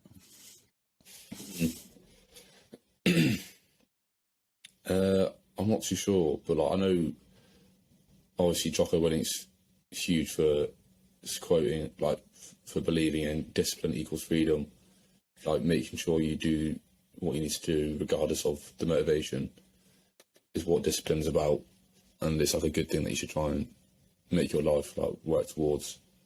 Mm-hmm.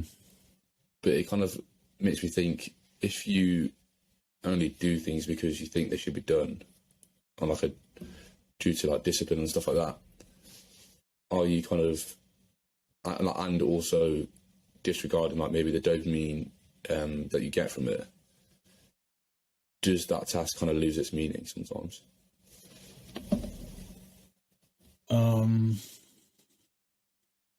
I guess maybe a way I might answer that would be the discipline makes sure that you show up every time you need to show up, even when there isn't dopamine. But because you've chosen to do this certain thing, I think eventually, like, it would give you dopamine on a regular basis to keep that motivation there. Yeah, I think, well, whatever actions you take positively reinforce themselves, and that's largely to do with dopamine. When you get a reward, the pathways of action that leads you to get that reward are strengthened. So that's kind of how dopamine affects your behavioural change over time. And I think discipline is extremely important, and you can have all these mental tools all you want, but at the end of the day, you need to be able to make yourself do things even when you genuinely don't want to. And does the task lose its meaning? I think if it's an important task, then the meaning is inherent to it, and your subjective experience and motivation may fluctuate. But if it's actually a task that's important to you, having the discipline to do it will always be important. But to be fair, I think even if you don't feel, even when you don't feel motivated, so you're in a slow dopamine state, but you know what you need to do is important, so you do it anyway. Like, that's kind of a dopamine, like, in getting up to do it, you're making the decision to follow the dopamine, to follow kind of where the reward lies. Like, even if you can't see that right now, even if you don't feel motivated right now. But I think literally taking that action will boost your dopamine.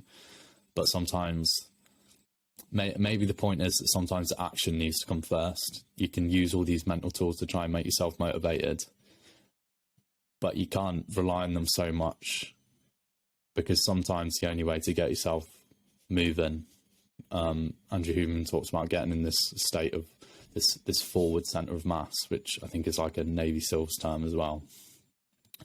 But sometimes it takes action to get yourself moving, and once you've taken the action, you get the boost of dopamine from taking the action, and now you're a bit more motivated to take more action, and it's this powerful thing. But sometimes the actions need to take first. You can't always, and you shouldn't rely on motivation.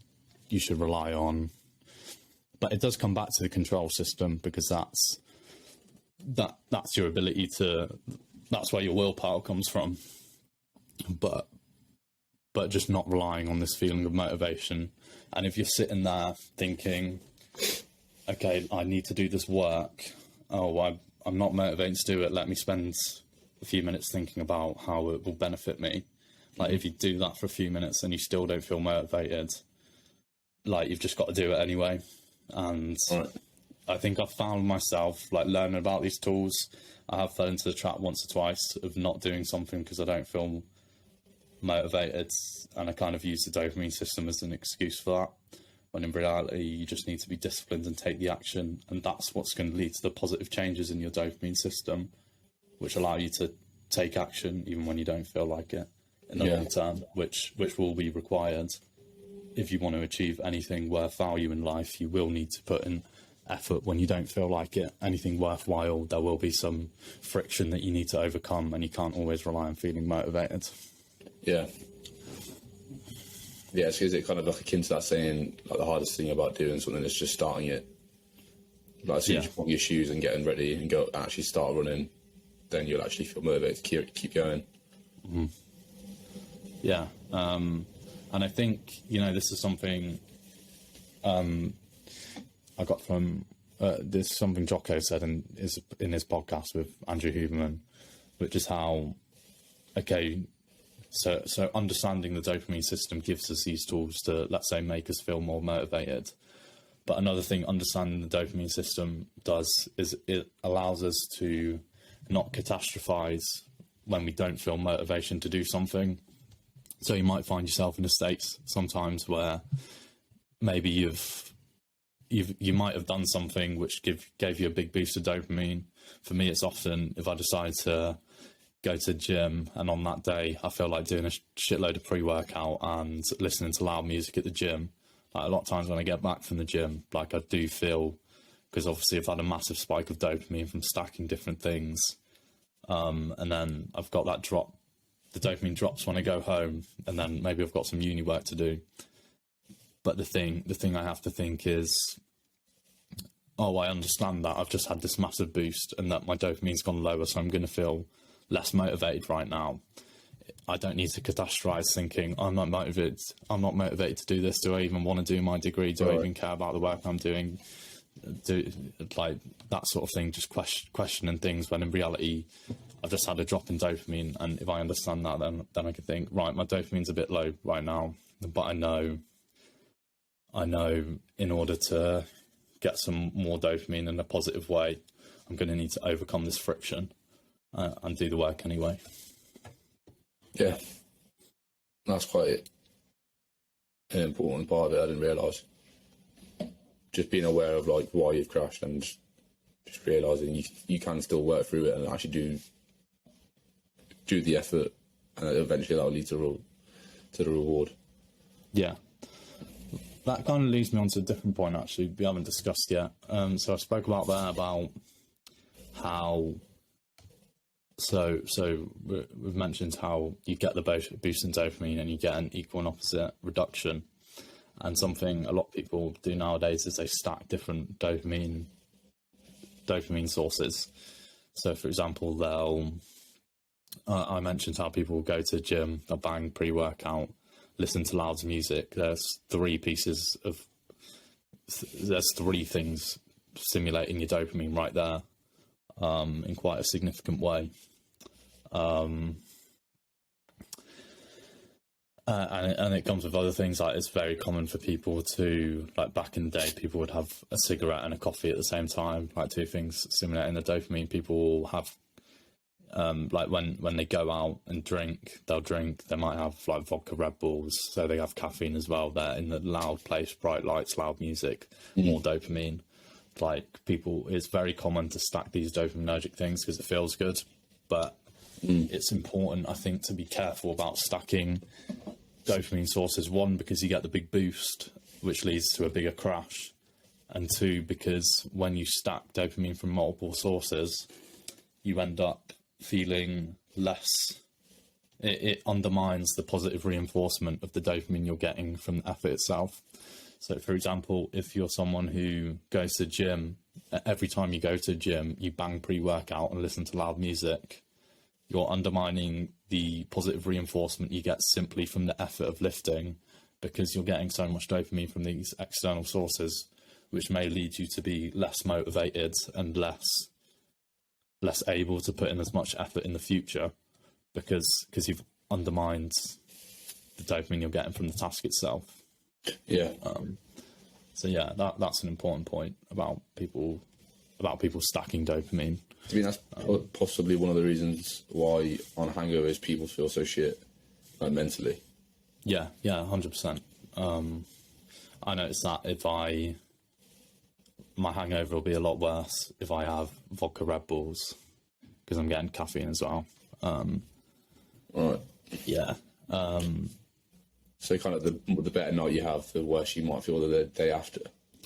Not necessarily, but it's often the way it goes. And obviously, yeah, alcohol's not great for you anyway. So in any way possible, it's terrible. Yeah. For you.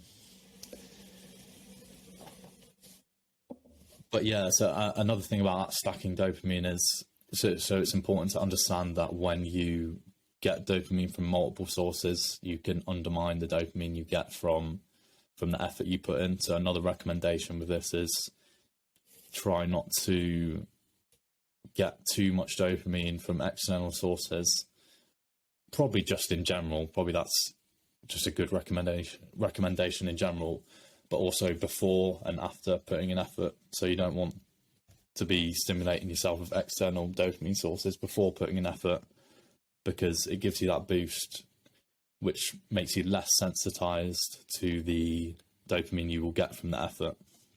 So let's say in the half hour before the gym, I'm trying to think of something you could do. You could play video games for half an hour before the gym, but that's going to make the dopamine boost, that's going to make your workout probably worse, because you're not going to feel the dopamine boost you get from the gym. It's not going to be as significant after having played video games, as opposed to if you just, I mean, the extreme example would be sitting in silence for 30 minutes before the gym. You'd probably go to the gym and just feel so like the dopamine boost you get from the effort itself would be so much, because you just resensitize yourself by not getting dopamine from external sources.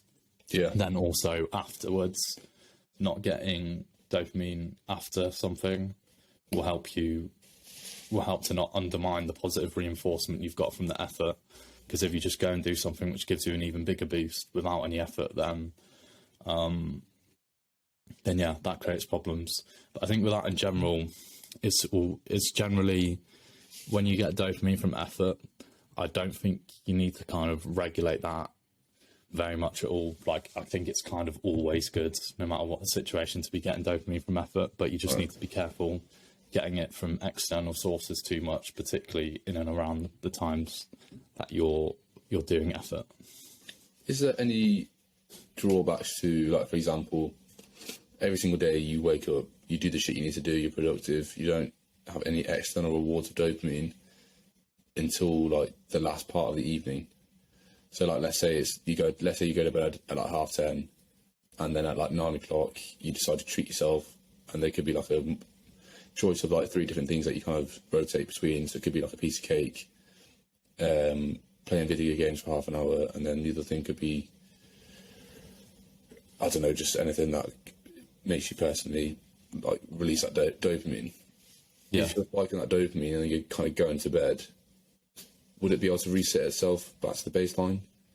I know that dopamine crashes can have an effect for a few days, so maybe not. But do you think that could be like a worthwhile way of living? Well, like the exact example you present there, I think would actually be. I think that'd be fine if you just like having, because what you said there is just at one point at the end of the day you're having one source of dopamine. And then you've got time over. I think if as long as the source of dopamine at the end of the day, as long as it's not a huge spike, so that it doesn't have long-lasting effects that could last till the next day and the day after, then I think it should be all right. Maybe. Yeah, I think it'd be fine, and even perhaps you would feel slightly less motivated the other day, but there's a bit of a trade-off, like how much you're going to enjoy your life. Like you can enjoy a piece of cake every now and then. Certainly, maybe things are more difficult the next day. Maybe you find it more difficult to get up the next day. Yeah. You just got to overcome that limbic friction and carry on as you would anyway. But yeah, so there's a bit of a balance to be had. There's something, I'm not sure if you've ever heard of people doing this, but there's quite a lot of people on YouTube that talk about it. It's called dopamine detoxing or dopamine fasting. Have you ever heard of that? Heard of it. Yeah. Yeah, it's basically where there's different ways of doing it, but for a period of time, people will massively remove any sources of dopamine, any source of external dopamine. Some with different goals. Sometimes they'll do it for a couple of days because they want like a reset, like taking away all the external stimulus to allow them to come back to a healthy baseline level. Then other people might do it where they kind of just use it as a tool to not get any distractions from working. They remove all external sources. But I did this myself actually, where like last year during exams, because I found, like, I remember on a Sunday I just got back from the gym and then I ended up I had revision to do. I had an exam the next day, but I got back from the gym. I just ended up sitting on my bed scrolling on my phone for like 3 hours. Then I was like, fuck me, enough is enough. I'm going on this. So for like the next week or something, I basically completely removed any external dopamine sources. The only things I was allowed to do was, I had one book that I was reading. I was allowed to write things down, like journal type thing, and I was able to work. And if I wasn't doing any of those things, I would just sit there doing nothing. And I did actually find this had a massive positive benefit on my ability to focus on my work and to actually gain enjoyment from studying. Whereas I feel like when you spend so much time getting dopamine from external sources, and not to say all of these things are negative, but it is something that you need to be conscious of, and it's very easy to get out of control and to end up in this kind of downward spiral that you don't want to be in, where you're not really feeling motivated to do any of the things that you need to do, but you're constantly chasing the next source of dopamine because your dopamine is depleted, and it comes back to this thing of it's just being a way of avoiding the pain of craving rather than actually feeling pleasure from the things that you do. I think it's so easy to fall into the trap, particularly when we have so much access to these different things. But yeah, I think dopamine detoxing, dopamine fasting for a period of time, like if someone's feeling in a bit of a rut in their life, like just saying, I'm going to remove all external sources of dopamine for a period of time. Like I think it's a good thing for people to experiment with. Yeah. No, I think that's a good idea. Especially, I've got a lot of things, assignments due in January, like an exam in January. So maybe I'll do that. Maybe I won't go as hardcore as you, but I'll try and reduce things over Christmas. Yeah. In a way, it can make it somewhat easier to go hardcore, because it's kind of like Carl Newport said, it's easier to go cold turkey than it is to.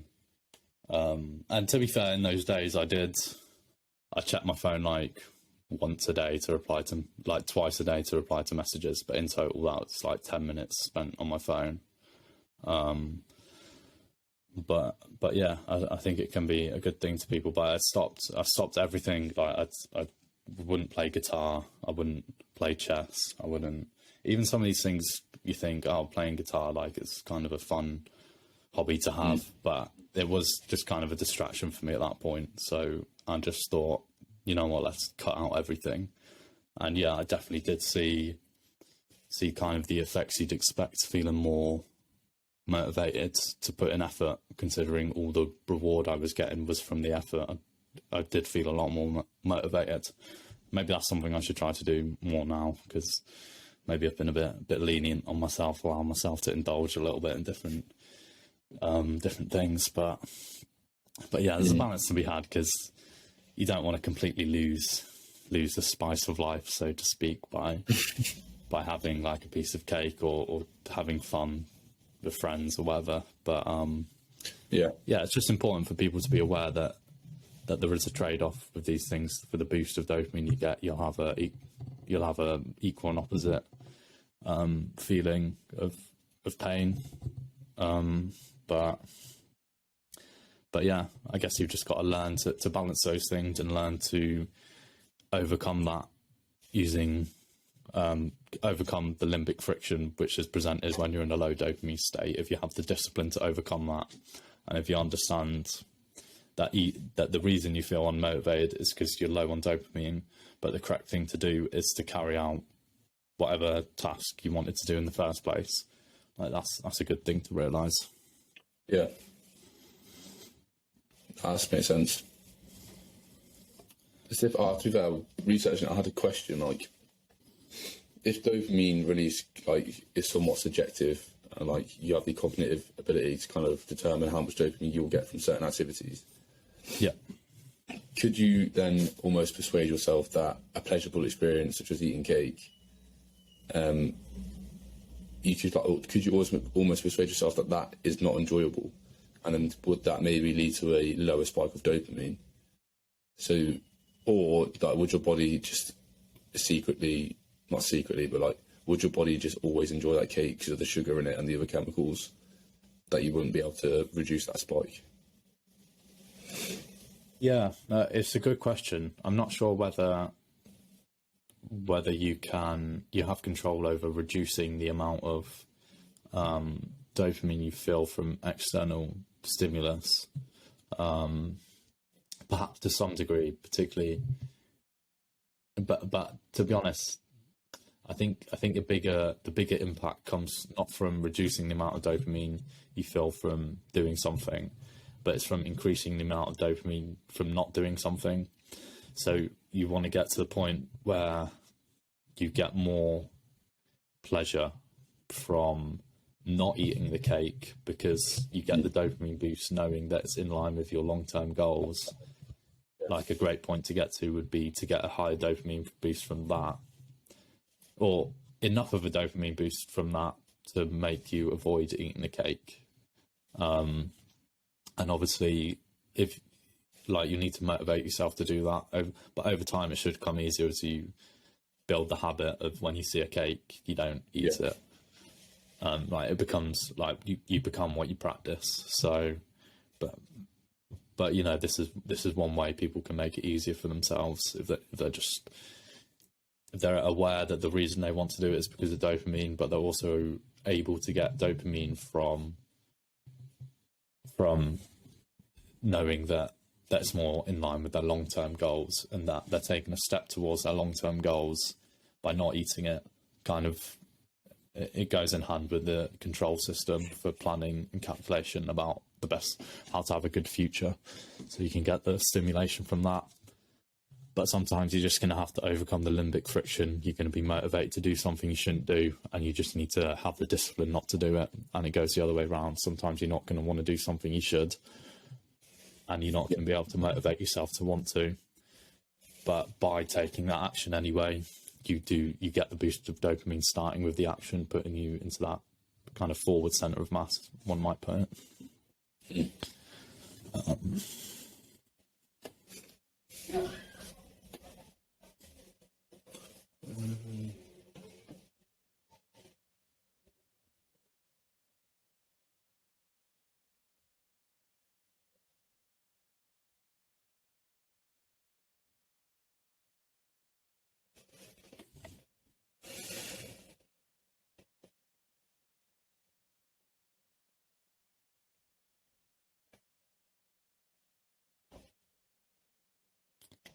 To finish up, I could talk about, there's a few suggestions at the end of the molecule more. It made a few suggestions about things which are positive, which allow you to experience dopamine in a positive way, but also to take a step back and enjoy the here and now chemicals. So one of the things it listed was mastery or skill acquisition. You speak of masturbation for a second. Skill acquisition. Yeah, not masturbation. Yeah. Well, that'd give you a dopamine boost, but yeah, probably not the best recommendation. Anyway, yeah, or skill acquisition. And I think basically what this enables you to do is through dopamine, you can gain the pleasure of dopamine from becoming better at something, and then also through performing the skill that you've acquired, like you do get the momentary satisfaction from, which is the experience of the here and now chemicals of the enjoyment and satisfaction when you're executing your higher level of skill. And it kind of said if you reach mastery of a skill, then your dopamine system will kind of go, you know what, you're pretty fucking good. I'll shut down and just allow you to enjoy it. So yeah, that's one way of positively. When you say shut down, sorry, do you mean the dopamine kind of reduces its impact and it allows the here and now chemicals to increase? Yeah, because I think, I guess what the dopamine does, I'm not sure if it goes low, maybe it just goes back to baseline, but when you're in this high dopamine stimulated state, it suppresses the here and now chemicals. So I guess it does just reduce to a certain degree. And because you're doing something which is satisfying and provokes some positive emotion in the moment, it allows you to feel that more, whereas dopamine kind of makes you cold and emotionless in the pursuit of what you want. Yeah. So yeah, it allows you to feel that momentary enjoyment. Another recommendation was doing things where you take an abstract idea and you turn them into reality. So I think an example it gave was like woodworking or something like that. Like if you have an idea, like I want to build a table or something, and then you plan it out, you're planning and calculation, and then you act upon that and execute it. You get this stimulation from doing it, and then you have this final product that you can enjoy. So what that's doing is it's taking an abstract idea, which is in the realm of dopamine, then creating that into something real, which can be in the realm of here and now, and allow you to enjoy it. So that's another way. And then also other things that can help you balance the pursuit and wanting of dopamine with the here and now chemicals is having strong relationships and being mindful and paying attention to the present moment. Like these things can bring you more to the here and now and take you out of this somewhat a rat race of dopamine, which you want to spend some time in if you've got goals and you want to achieve them. But it's also healthy to not spend all your time in this state of just kind of on edge anticipation and pursuit. It's good to spend time just satisfied and content and happy as well. Yeah, that's interesting. Do you think when it comes to that thing where you talked about having an abstract idea and bringing it into fruition, how does it have to necessarily be a physical thing? No. Well, I don't think it does. Like another example might be like you program some code to complete a task. Like that would be the same thing, because you've still created this real thing which works in the here and now. So yeah, I guess it can be anything. Good to know. But yeah, it links strongly into the ideas from the previous episode about happiness and contentment versus pursuit and trying to achieve things. And I guess the answer for most people will be some balance of both, which is kind of what it said in the book. And I guess you should try and experience that on a daily basis, and also perhaps more on a long-term basis. Spend certain long stretches of time in pursuit with less time feeling content, and then some time in content. So I guess it can be regulated in the short term, medium and long term. Yeah.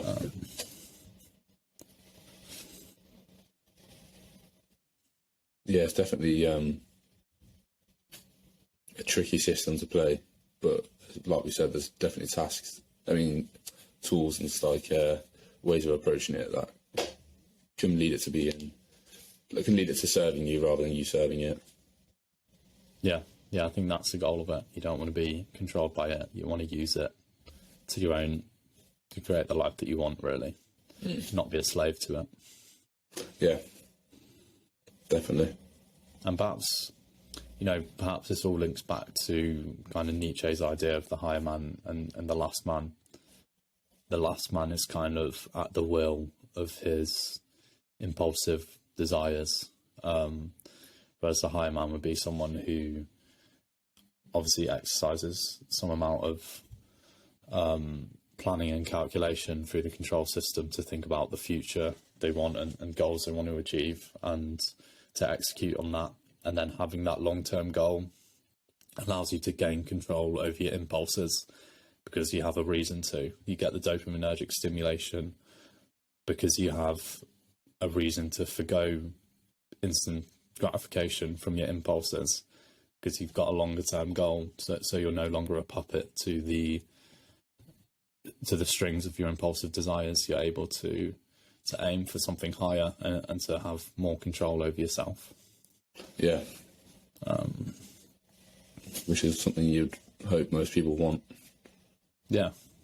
But obviously it's difficult, and perhaps most people default to instant gratification, to admit into that impulses. And not to say that people can't have happy lives if they're doing the right things. Like if they have strong relationships and stuff, they maybe won't find themselves always in this state of pursuit and impulse. But I think particularly in the modern day, it's important. It'll benefit everyone to know these things about the dopamine system, because there's so much out there that will just hijack your dopamine system if you are not aware of how powerful it is. Yeah. Especially in the modern age. Yeah. Yeah, well, I think that wraps it up pretty much. Yeah, I think so. Anything else you want to add? No, I think that's covered everything I wanted to. Yeah, I think maybe in a few episodes' time, we might discuss the Carl Jung's theory about embracing the shadow. Yeah. Well, eventually we'll get to that. I'm sure we'll have some other things to talk about as well. But thank you for listening, guys, as always. Please check us out on Spotify if you'd like to. Listen on the go and all that. It's been a good conversation today. I've enjoyed it. Yeah, hopefully this recording comes out, because we're using different software today, so hopefully the quality will be a bit better on the videos. Probably have the watermark up here, Riverside, but yeah, anyway. All right, thank you, guys. It is now 37 past 1, same day, same date. Enjoy your day, guys, or your evenings, or your weekends, or whatever the fuck. Thank you. See you next time. See ya.